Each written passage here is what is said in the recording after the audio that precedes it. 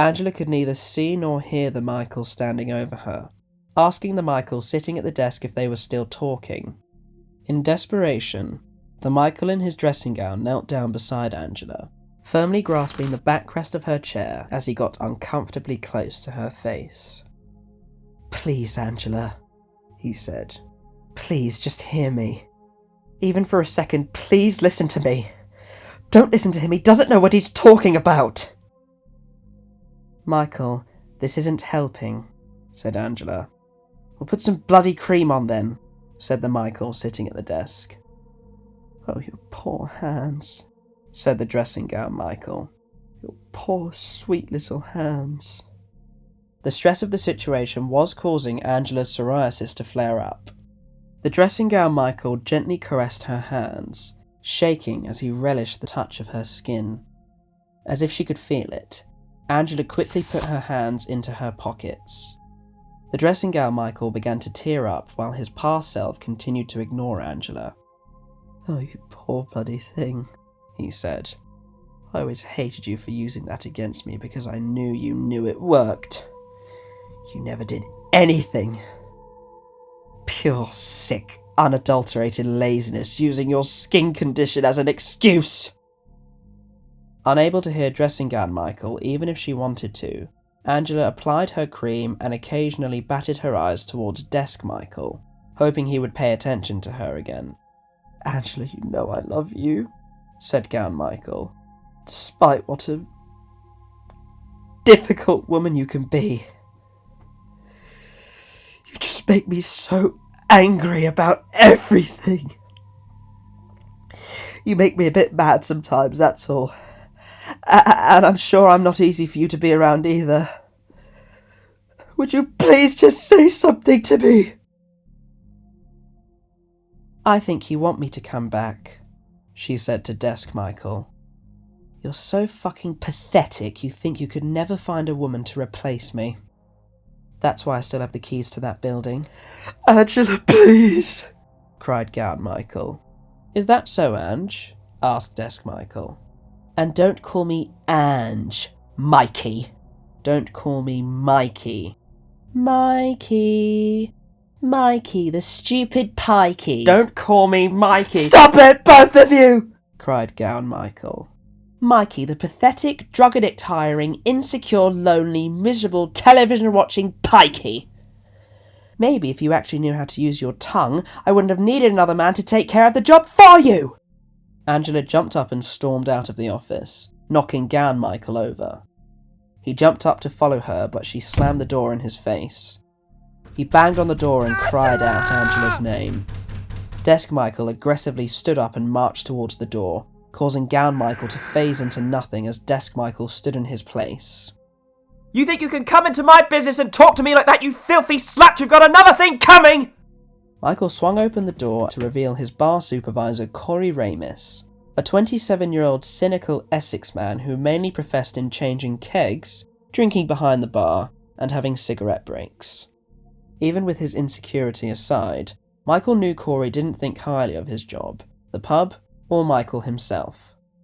Corey was initially surprised by his boss's sudden outburst, before quickly returning to a more neutral expression.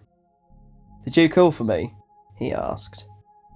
"Yes, Corey, yes, I'm sorry," said Michael. Could you just do a stock check for me? See if anything in here needs taking downstairs, yeah?" "I bet." Corey made his way over to a shelf that had bottles on it, ranging from sugar syrup to melon liqueur to cheap house vodka. Michael felt humiliated and took a seat at his desk. The Michael in his dressing gown reappeared. Desk Michael felt defeated and emotionally drained, holding his head down as he sighed a deep sigh. Corey continued to check everything with a stone face. He grabbed a bottle of brandy with one hand and 2 bottles of house white rum in the other before making his way out of the office, phasing straight through gown Michael. Gown Michael began to shudder and stepped away as Corey closed the office door behind him. Gown Michael looked at his past self with anger and then turned to the door. "I want to know what that slippery little gossiping shitbag really says about me," he said. Gown Michael stormed out of the office.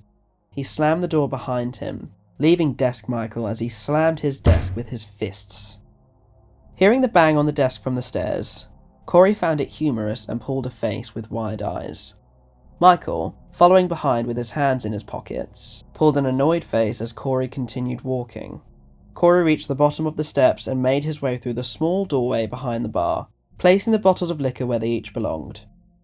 Michael approached the front of the bar where Haley and Drew were chatting right by the beer taps, slamming his fists down in anger. "You alright, babe?" Haley asked Corey. "Yeah," he replied. "Don't think Michael is, though." "I know," said Drew. "I saw Angela storming out without so much as a by your leave." To be fair, she did shag another bloke. God, that can't be easy on Michael. I'm surprised the bird didn't fucking do it sooner. Don't get me wrong, he runs a business fine, but if I was as pathetic as he was, I wouldn't be surprised if my bird left me. "I'm not trying to judge him or nothing, but I wouldn't stick around for long," said Haley.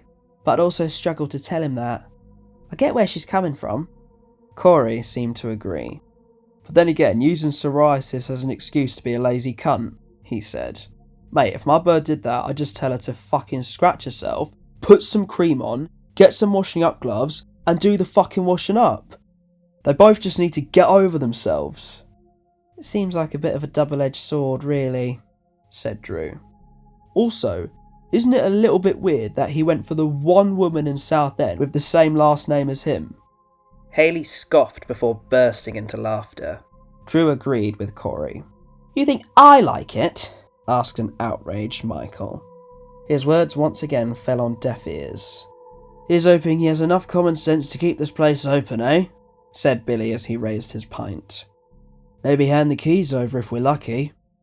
Corey snickered and the girls laughed. Michael's outrage grew and he slammed his fist on the bar again. The faint sound of a desk being slammed vibrated throughout the building. "Anything else need doing?" asked Corey. "Yeah, could you check the kegs in case they need to be changed soon, babes?" said Drew. Corey agreed. All of a sudden, Angela, still in the same outfit, entered the pub, being given a warm greeting by Drew. "Yes, I'm here to speak to Michael," said Angela. "He called my office asking for me."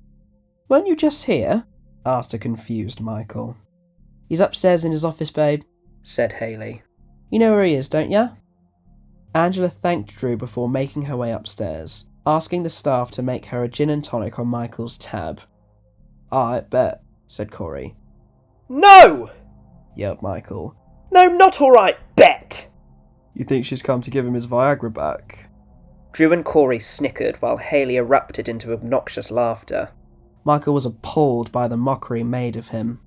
In retaliation, he grabbed a menu from one of the tables and threw it at Corey, but it phased right through the supervisor's head and smashed a few bottles of spirit on the bar behind him. Nobody noticed as if it hadn't even happened. "Oh, not right now, but when you get a chance, could you see if you can slip in and grab some stuff off of the shelving units in his office?" said Drew. "I already got asked to do that," said Corey with smug sarcasm. "Terrible manager. I should be in charge." "In your dreams, you chavvy prick!" Michael yelled. "Yeah, well, I am allowed to ask you again in case you forgot," said Drew. "It's a good thing you didn't all, because I actually did," said Corey. In desperation, Michael sprinted towards the doorway leading to the stairs. He cried out Angela's name as she reached the office and entered. He pleaded with her for them to talk it over one last time. She slammed the door in his face and he was thrown backwards, tripping and tumbling down the stairs like a rock. He rolled onto the ground floor and through the doorway onto a muddy surface. He shot up onto his knees and looked around. It was the western Esplanade Bay near his building. The tide was out, leaving him stuck kneeling on soggy mud and sand. It was a cold and windy day with mild fog in the air. Annoyed and disgusted, Michael quickly picked himself up as the pain of falling went away. He only made it onto one foot before immediately kneeling down again in fear. His eyes shined from the reflection of the partially blocked sun. A figure in an old cloak stood before him. Their face was completely dark, obscured by their ragged hood. Michael hadn't realised, but the figure had been hiding wherever he went. In the corner of the sitting room behind the couch when he saw the dinner Jacqueline hosted. On a street corner when he experienced his mother driving him home. Hiding behind a tree as he knocked on the freighter's front door. And hiding by the puggy in the pub. This whole time, like the shadow of a stalker, the cloaked figure had been watching Michael's journey through the visitations of his past. "Who are you?" he cried. "Why is this happening? Why are you here? Why do I deserve this? What have I done? Okay, fine, I admit it. I wasn't always a great employee. I drank, I was rude, and sometimes I could be a little abrasive about those who employed me, but they reduced my hours. I worked hard at that place in spite of my faults. I deserve better. So I ran off. I'm not always a good owner, sometimes not a sociable or polite person, and I do keep to myself. But is that so wrong? Maybe I wasn't always a great son, but she wasn't always a great mother, was she? You saw that? Why am I being punished like this?" There was a silence as the wind continued to blow. Michael's ears became red and painful. He grasped one of them and bent his head down in shame, feeling the figure's blackness gazing at him. "You are not being punished," said the figure. They spoke in a deep, raspy, almost demonic voice. "This is a mere reflection, an unbiased reflection of your past, your present,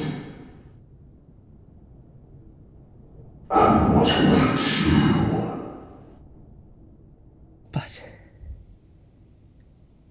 But why? Michael asked. The hooded figure stood aside, turning its body and raising its arm towards Michael's building.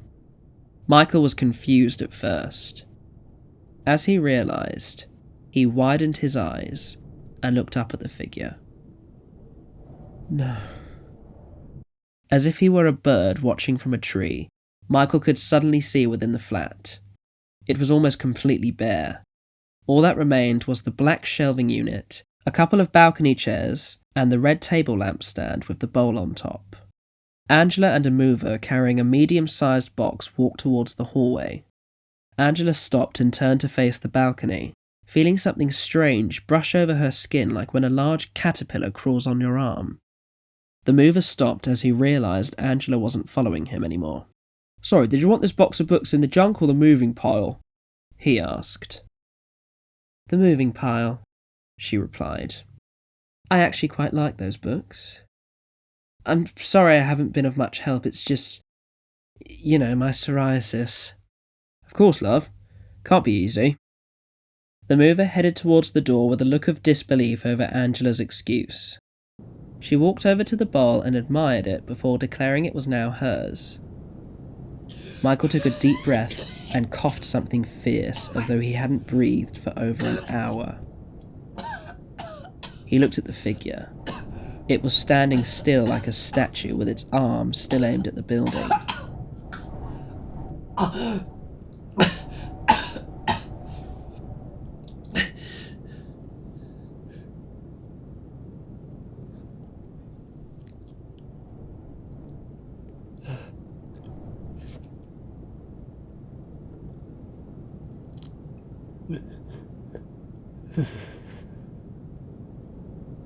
"What are you?"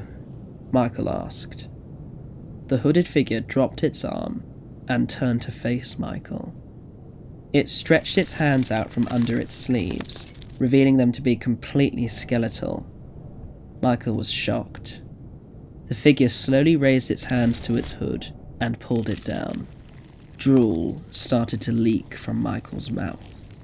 The figure's head was little more than a cracked, maggot and worm-infested skull, with roaches and snakes crawling out of its eye sockets and mouth. Michael jumped up, shoved the figure aside, and sprinted at full speed towards the beach. Once he finally reached it, He jumped the wall separating the beach from the pavement and ran across the road towards the path leading up to his street. Wheezing and out of breath, he stopped and saw 2 moving trucks parked outside, one for Angela's home, the other for the tip. Although tired, sweaty and slow, he continued to jog towards the building. He stopped at the wall separating the pavement from the driveway and looked up at the balcony. He could see Angela's hand slowly reach for the bowl. He weakly cried through his wheezing. Distressed and out of breath, Michael moved a little slower. He approached the front door just as the mover reached the bottom of the steps, unable to see or hear Michael. Michael banged the door and pressed the buzzer for one of his neighbour's flats repeatedly. Eventually, the mover reached the door and set the box on the ground before opening it. He held the door open with his foot while he reached down for the box. Michael took advantage of the mover stepping aside to run into the building. The mover squirmed as he felt a cold rush of wind sweep through his blood, causing him to lose his grip and drop the box as he tried to pick it back up. The mover cursed himself as Michael kept his slower pace up the stairs. Something unusual began to happen. Time was slowing down, causing Michael to move in slow motion. He heard the heavy pulsing, gradually getting faster. He continued to run up the stairs in slow motion. Once he was halfway up the stairs, Michael turned around and saw the shadow of the hooded figure against the wall. In terror, he looked away and continued to run up the steps, occasionally looking over his shoulder to see the shadow getting closer and bigger, gradually obscuring the stairwell in darkness. Through sheer willpower, Michael fought against his weakening body. The shadows got close to reaching him, but he managed to reach his already open flat door and crashed straight through it. Now at normal speed, Michael looked around, rolled onto his back, and looked in shock as the darkness continued to move towards him. He used his foot to swing the door shut before getting up and running towards the sitting room. He saw Angela at the balcony doors, admiring the bowl in her hands. Get away from my bowl! He screamed distortedly. As the pulse continued to get heavier, but slower, Michael reached Angela. He grabbed her by the shoulder and spun her around, revealing her to have a grotesquely deformed, small-toothed, eyeless face with a permanent look of screaming due to its upward elongation and wide-open mouth. A worm that looked like it had been chewed and spat back out dangled from her clenched eye socket. Michael stepped back and gasped in shock. His gasp caused his face to morph into the exact same one Angela had before he disappeared completely. Angela returned to normal, feeling the same cold feeling that the mover felt downstairs. She dropped the bowl, causing it to smash into various pieces on the ground. The mover burst into the flat and ran into the sitting room. "Everything all right, love?" he asked. Angela was speechless. She looked at the mover and around the flat. She then turned to the balcony and looked out through the door windows, seeing something on the tideless beach in the distance. She widened her eyes and gasped. The figure was Michael, now in an outfit with a grotesque corpse face, resembling the hooded figure. "Miss?" Angela turned to the mover, spooked as he was a lot closer than before. "You dropped the bowl there," he said. "Wasn't junk, was it?" "No," she said. "It was an accident, I don't know, I'm sorry." Angela turned to look at the beach again. Michael was gone, and her memory of seeing him quickly disappeared from her mind. "Are you okay?" asked the mover. It sounds ridiculous, but I thought I saw someone," said Angela. "And I felt something. I felt cold." "You as well, eh?" "I'm sorry?" The mover explained how he felt in the downstairs communal area moments ago. Both parties agreed it was strange and most likely due to the weather, with Angela telling how she had never been fond of fog. "Keep your junk, ma'am," said the mover as he gestured towards the red stand. "Oh, keep," said Angela. "I always had an affection for it. It'll look good in Lewis and Marian's dining room. I can give it to them as a gift when I go over tonight." Angela looked down at her hands and saw that her psoriasis was flaring quite badly from the intense anxiety she was feeling. "Excuse me, I need to go and run my hands under some cold water," she said before walking towards the kitchen. "Let me know if you need anything." The mover carefully stepped over the smashed-up bowl and picked up the surprisingly weightless stand, holding it over his right shoulder. All that was heard for the rest of that cold and frosty morning was the sound of the moving vans being loaded up before driving off. The flat, fully vacated of all life and property, was left with the memories of a man who, for all the wrong reasons, was remembered by many.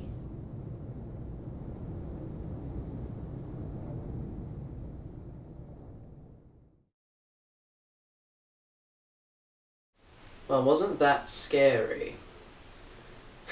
You'll have to forgive me, I'm a little uncouth and unprepared in my appearance. A bit like Michael was throughout most of that story. The unfortunate man, depending on how you look at it.